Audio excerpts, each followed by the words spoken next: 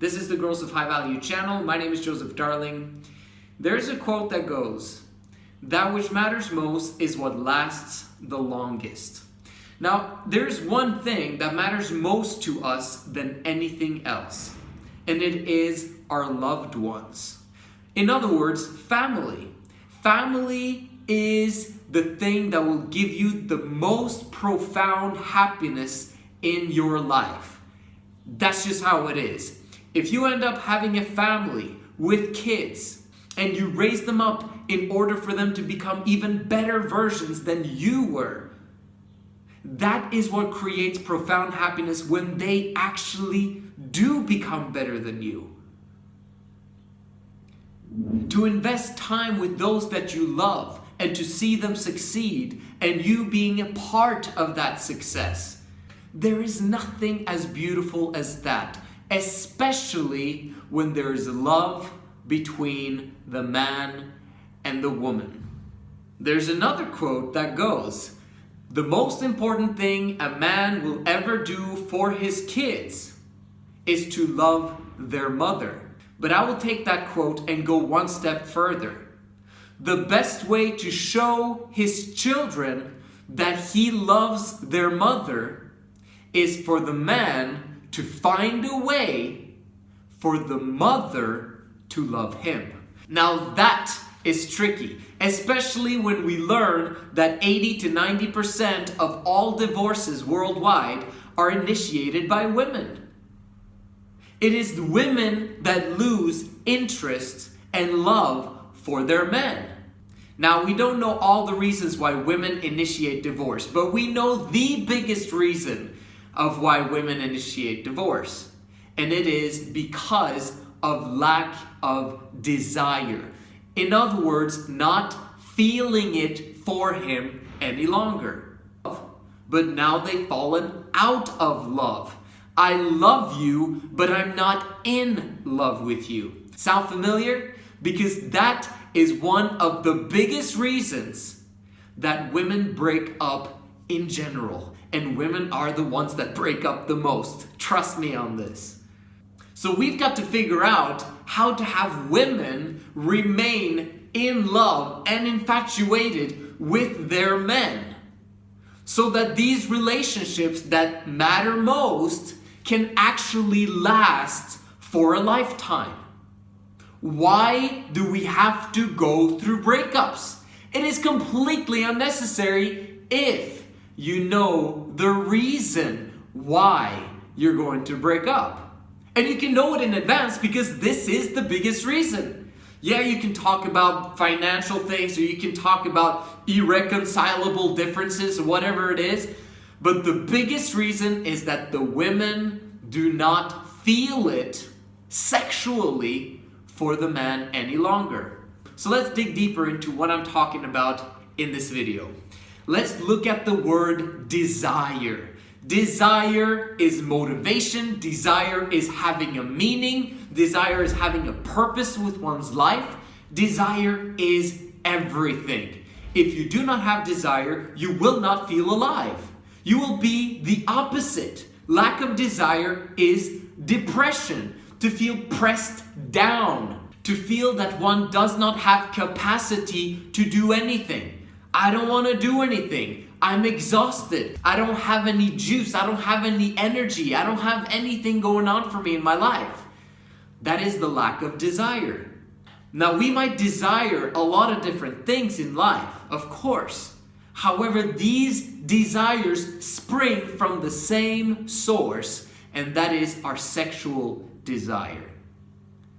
The ones that are most fired up and excited about life are those that have desire, and the ones that are most miserable and sad and upset with themselves and life and have lousy self-esteem are those that have a lack of desire or no one desiring them. And bringing this back to the family, desire is what brings families together, and the lack of desire is what repels families from each other. Now that we know that desire is important, is it good for us to have strong desire or weak desires? We need to have strong desires.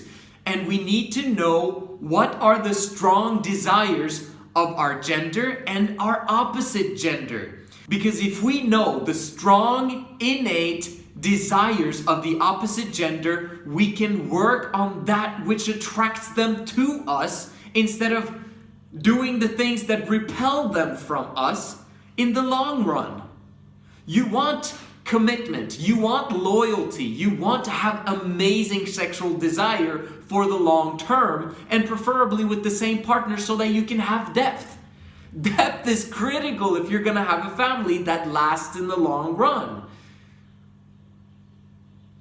If you have a lot of multiple partners throughout your life and practice serial monogamy, what ends up happening is that you have shallow transactions, okay, and shallow relationships as a result of it. However, if you have transactions over a long period of time together with the same person, that becomes depth. And depth is where true love is found. You might have strong sexual desire for someone in the beginning, but if you're consistent in that strong desire over the long term, that is when true love can happen, where there's depth. And people seem to be okay with the fact that, well, I'm not going to have that strong sexual desire for the long term. But that is a horrific thought in my eyes. Imagine the one thing that actually makes women breathe and feel alive and feel excited, they're being told by mainstream media that they can't have it, that it doesn't exist, that it's only the best friends love that matter in the long run because of companionship and because of being there for each other and because of setting up a family together and making it work, blah, blah, blah. I agree. Yes, fantastic. But if we eliminate strong desire from that equation, there's going to be depression. There's going to be a lack of motivation. There's going to be a lack of purpose and a lack of meaning. Although, yes, we want to make this family work, but it's hard, it's difficult. That's when strong sexual desire comes in. So let's go back to what is it that attracts the opposite gender to us naturally so that it can happen all of the time. So let's start with the woman. What are the core desires of a woman? She desires to be infatuated and in love with the high value masculine man and receive intense, highly pleasurable sex from him. That is at the core of a woman's desires. But maybe even more importantly than that, she needs to have a foundation in place for her to be able to be in love and for her to be infatuated with him. And that foundation is found in her safety and security. And that is found through a man's protection of her and provision for her through his power. So you see, it's a bit multifaceted, but it's really not that difficult to understand. Women want men that have confidence, that have power, and that are able to turn them on. That's it. If you agree with this, please comment down below because people need to know that I'm right about this. That's what women want. And they want it from the same guy. They don't want to cheat. They don't want to be dishonest. They want to be transparent. They want to be open. They want to be able to be themselves. However, a lot of times these days, women tend to get safety and security from one guy, and then they get the exciting confidence and power aspect from another guy. That's a problem. You can't create a family around that. But this is what women want. Now let's look at the other side. Men, what do they want? What do they actually desire at their core? And I'm talking now about masculine men. Men who are feminine, we can't really be talking about that because that's not what women want. Women want high-value masculine men. So we need to know what high-value masculine men desire. This is what high-value masculine men desire. They want a lot of sexual access to beautiful feminine women who are nurturing and who are young and fertile. Now, over time, the older the men get, the older the women become as well, so the young and fertile thing becomes of lesser importance. But in the beginning, when we do want to settle down and commit to someone, we want them to be young and fertile. Now, key point in that sentence that I just described of what men want is a lot of sexual access. That is key, and I'll return back to that in the end of this video. Now let's go back to love. This is my personal definition of love, and it is the enthusiastic exchange of each other's riches. I'll repeat it so that you hear it again, and then I'll explain it. Love is the enthusiastic exchange of each other's riches. Now here's the explanation. Women desire high-value masculine men who have power or the ability to do and confidence to provide resources and to provide protection and also to provide highly intense sexual pleasurable experiences to the woman. That's what women want. Now, interestingly enough, this is men's passion. They absolutely love to dominate and to compete against other men.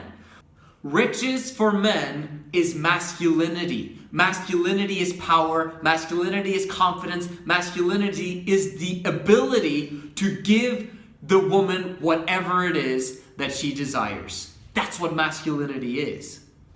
And the riches that women have, that men desire, what is it?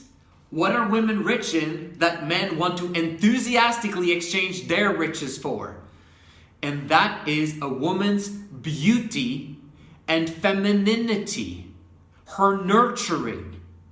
If a man can get that, that's the only thing he cares about. If he can have the adoration and the sexual access with highly beautiful women, they're rich in beauty, in femininity, in nurturing. The man wants to build his empire and his riches and his masculinity so that he can be able to have sexual access, a lot of sexual access, to beautiful women who are loyal and committed to sticking around with him for the long term. And he would excitedly provide for them if they're willing to exchange their riches for what he has to offer. What I've done now is I've literally just explained love very simply for you in this video. Because if we can enthusiastically exchange riches with one another, and we only do it in the family, in the long-term committed relationship, and we end up loving each other forever while having kids, a better next generation than what we could be ourselves, and then assisting them to find true love for themselves, we create heaven on earth, where there is desire forever. Now this sounds beautiful, but there is something missing that I mentioned in the beginning of this video. It is the fact that when women enter into long-term relationships, even though the man never decreases in sexual desire as long as his testosterone levels remain high throughout his life, his sexual desire will never end, and it will simply stay the same. But women's sexual desire in every single long-term relationship will decrease. That's just how it is, generalizing right now, but in essence, this is how it works. Why does that happen? Because that's the key. If we can figure that one thing out, why is it that women's sexual desire decreases over time? It is simply this. Men desire sex a lot more than what women do. It's a scientific fact. Men desire sex a lot more than what women do. So when a man has committed to a woman inside of a long-term relationship and he says, I'm loyal, I'm committed, I'm faithful, I'm only going to have you, babe, you're the best. What's going to happen? The man is going to ask for sex all of the time. Or at least it's going to feel like it's all of the time for the woman. And he's going to ask again and again and again and again. And it becomes tiring for the woman, especially when you add in the kids, the work very often, and all the other activities or in-laws or church or whatever it is that the woman has to think about. At the end of the day, he wants sex again. And then he doesn't get it. Remember that women were attracted to power. Women were attracted to a man who has confidence and who is able to do. And if there's something that a man in this certain situation is not able to do, is to turn his woman on. And if he's not turning his woman on, he doesn't have power. He's lost confidence. If he doesn't have the power to get her to sleep with him, suddenly she is the one who has the power in the relationship. The moment the woman has the power in the relationship and she has to consent, which of course he has to be able to get her to consent, but if he doesn't, then he has to back off. And he is the one who lost in that exchange. Suddenly, riches that the woman has is not given to the man. Now, what is the man to do in this situation? Nothing. He can't do anything. He can try and go to work more and be gone more and try to help with the dishes and help unburden her in many different ways. But it comes back to the fact that he's the one now working for her and he's trying to appease her and he's trying to basically do everything that he does so that he can have sex. And that becomes a turn-off in the long run. The solution for all of this, for those of you who've seen my channel before, is what we call 3 girls in love, or responsible polygamy with 3 women who love each other, who've chosen and selected each other, and who desire their man together. And they share this love, and together they edify him and build him up. And then when one woman is turned on and excited about her man, then the other 2 are like, ooh, I want this as well. And then suddenly the desire is being built up. Motivation and energy returns to her body and her juices begin flowing. This is how it works. Women need women inside their relationship over the long term. It's not just having a woman come in and then her departing again. It's about setting up a system where you can have desire consistently all the time for the rest of your life. That's when you're able to now enthusiastically exchange riches together in happy, long-term, committed relationships where you can eventually have kids and then make it work together as a family. The man now, if he follows the guidelines of the system of 3 Girls in Love as explained on these channels, he's going to be able to show his kids that he loves their mothers. And just as important as him loving the kids' mothers is he found a way to have their mothers love him.